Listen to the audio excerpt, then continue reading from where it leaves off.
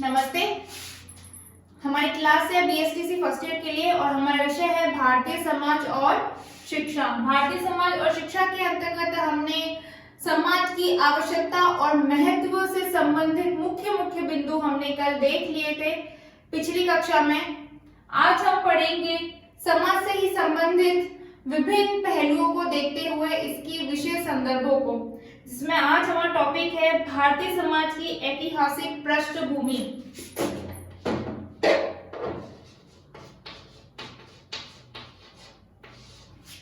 भारतीय समाज की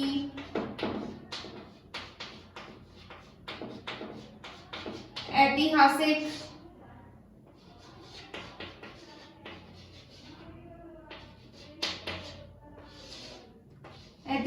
पृष्ठभूमि। भारतीय समाज की ऐतिहासिक पृष्ठभूमि, इतिहास से संबंधित हमारा भारतीय समाज।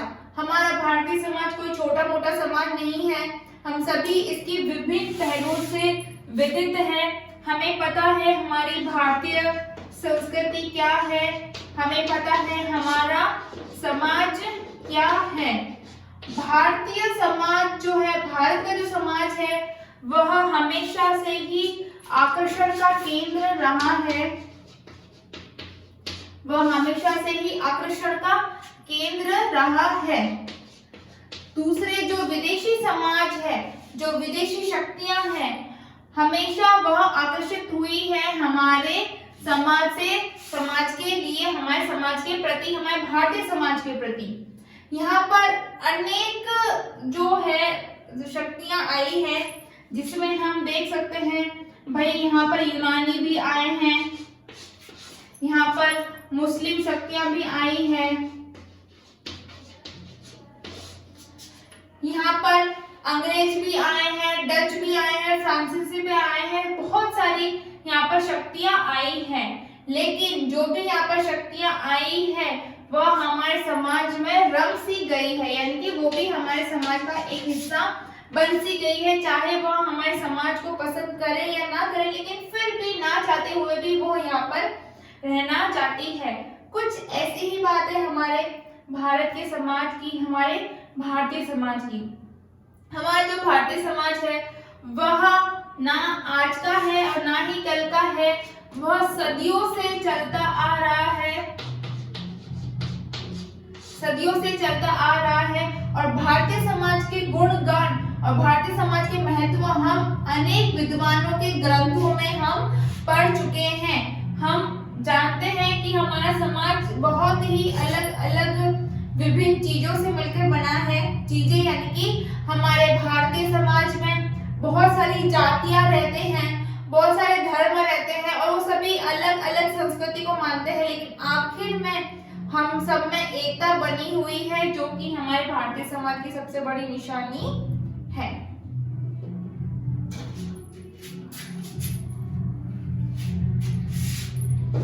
सभी विश्व में भारतीय समाज की शक्ति को स्वीकार किया गया है और माना गया है कि हाँ, वास्तव में भारत का समाज, भारतीय समाज और भारत की संस्कृति सबसे अलौकिक है, सबसे परे है,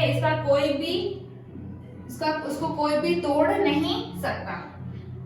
भारतीय समाज को अलग अलग भागों में बांटा गया है।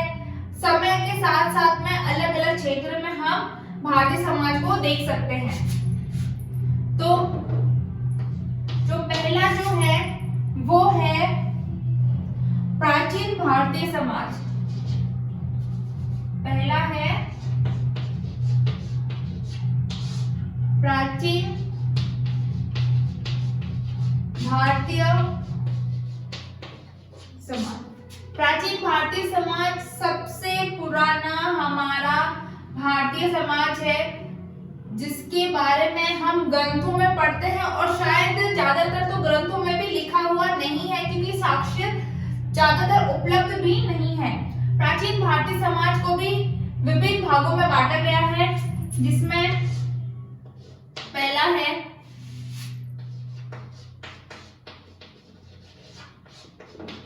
सिंधु काल। प्राचीन भारतीय समाज को पहला सिंधु काल में बांटा गया है। दूसरा है हमारा वैदिक काल, तीसरा है उत्तर वैदिक काल, चौथा है उपनिषद काल, पांचवा है बौद्ध एवं जैन धर्म काल, सातवां है मौर्य काल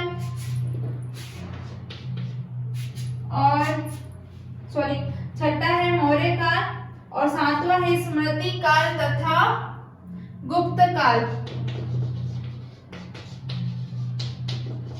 स्मृति काल या फिर गुप्त काल।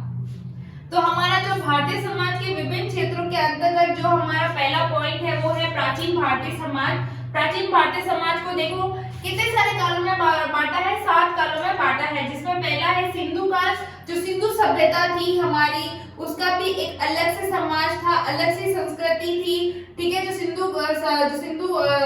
समाज के जो लोग थे वो किस प्रकार से रहते थे, उनका सामाजिक जीवन किस प्रकार से था, ये सारी की सारी चीजें हमने पढ़ी हुई है, आपने भी पढ़ी हुई होगी पिछली कक्षाओं के अंतर्गत, स्कूल के अंतर्गत, ठीक है, और हम भली भांति इससे विदित है। फिर आता है वैदिक काल। जिस प्रकार से सिंधु काल था, जो सिंधु समाज था वो एक नगरीय था, उसी के विपरीत भी, उसके जस्ट विपरीत वैदिक काल जो है वो पूरा ग्रामीण था। वैदिक काल की मैं आपको बता दूं, खास बात ये थी कि वैदिक काल उस समय था पशुपालन वाला था, मतलब इसका सामाजिक स्तर पे सामाजिक स्थिति बहुत ही अच्छी थी वैदिक काल की, क्योंकि स्त्रियों को छूट थी, स्त्रियों को अपने शिक्षा से संबंधित छूट मिलती थी, तो वैदिक काल बहुत ही अच्छा माना जाता है।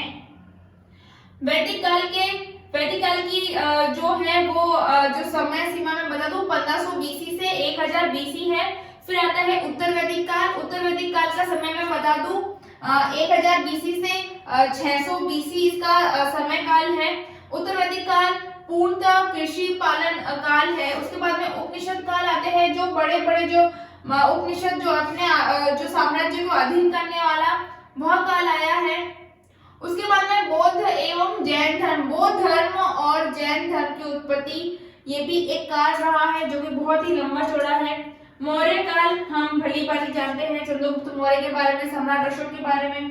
फिर आता है स्मृति काल, ठीक है, जो ग्रंथ वगैरह लिखे गए थे, और गुप्त काल आखिर में हमारा भारतीय जो प्राचीन भारतीय समाज है वो इन 4-7 चरणों में बटा हुआ है।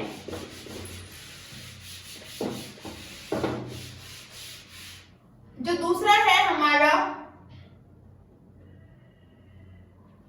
वो है मध्यकालीन भारतीय समाज। दूसरा है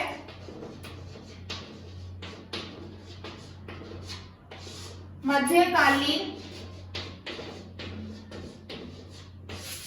भारतीय समाज।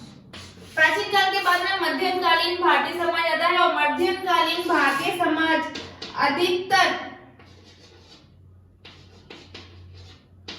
अधिकतर मुस्लिम काल रहा है, यानी कि जो भी संस्कृति जो भी काल रहे हैं वो सारे के सारे मुस्लिम से संबंधित रहे हैं। तो मध्यकालीन भारतीय समाज को हम मुस्लिम काल के अंतर्गत ही रखेंगे, क्योंकि अधिकतर मुसलमान फैले हुए थे उस समय मध्यकालीन भारत के अंतर्गत।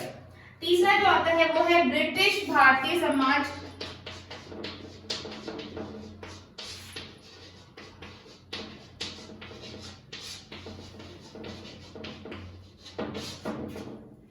और चौथा है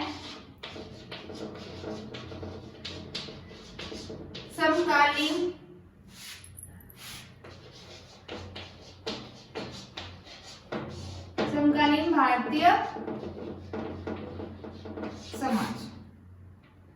ब्रिटिश भारतीय समाज मुस्लिम काल के अंत के बाद में ब्रिटिश भारतीय समाज स्टार्ट होता है।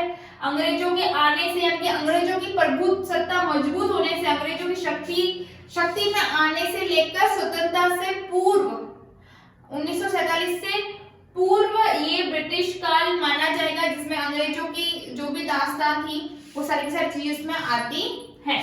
फिर आता है समकालीन भारतीय समाज। समकालीन भारतीय समाज जो है हमारा 1947 के बाद से स्टार्ट होता है, जो कि वर्तमान समय तक भी चल रहा है। तो समकालीन भारतीय समाज हमारे लिए बहुत ही ज्यादा इंपॉर्टेंट है। हम यहाँ पर आगे नेक्स्ट क्लास में जो भी पढ़ेंगे वो सारा का सारा समकालीन भारतीय समाज से संबंधित ही पढ़ेंगे।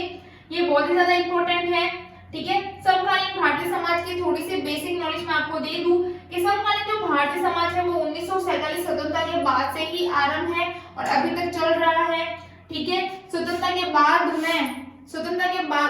स्वतंत्रता प्राप्त होने के बाद में किस प्रकार से समाज में बदलाव हुए हैं, किस प्रकार से सारी की सारी स्थितियां मजबूत हुई है, वो सारी की सारी चीजें हम आगे वाले चैप्टर में देखेंगे।